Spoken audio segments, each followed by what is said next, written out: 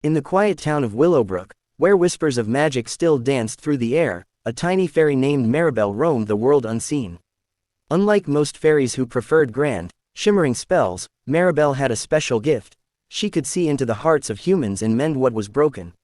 One evening, while fluttering through an old, creaky house, Maribel stumbled upon a dusty letter tucked under a floorboard.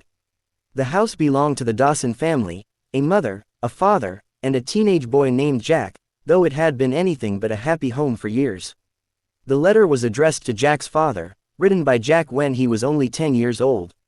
The words were filled with love and longing. "Dear Dad, I miss when you used to play with me. I miss when we laughed together.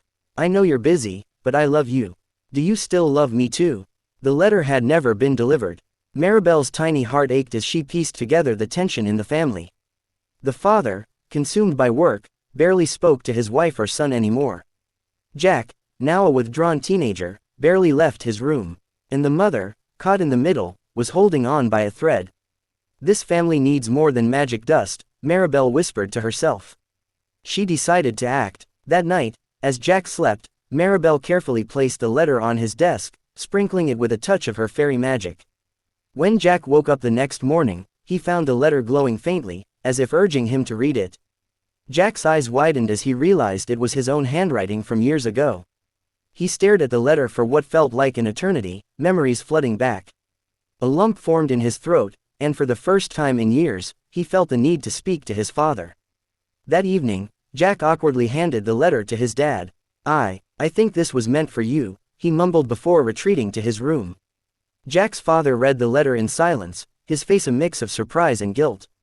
He remembered the days when he and Jack would play catch in the yard, build treehouses, and share silly jokes.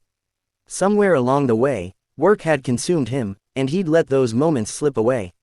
Maribel watched from a shadowy corner as Jack's father knocked on his son's door. "Jack," he said softly, "can we talk?"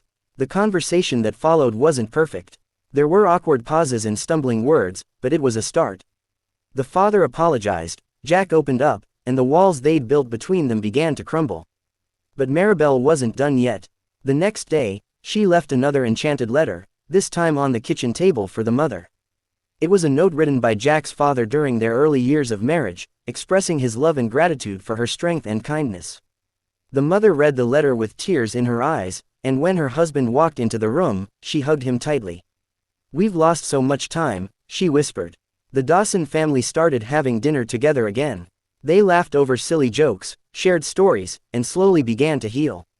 Jack's father made time to watch his son's soccer games, and his mother started painting again, something she'd given up long ago. As Maribel watched the family grow closer, her wings sparkled with joy. Her work was done. Before leaving the house for good, she left one final note on the fireplace mantel. "Love isn't lost, it's just waiting to be found again." Moral of the story: sometimes, all it takes is a reminder of the love we've forgotten to rekindle the bonds that truly matter.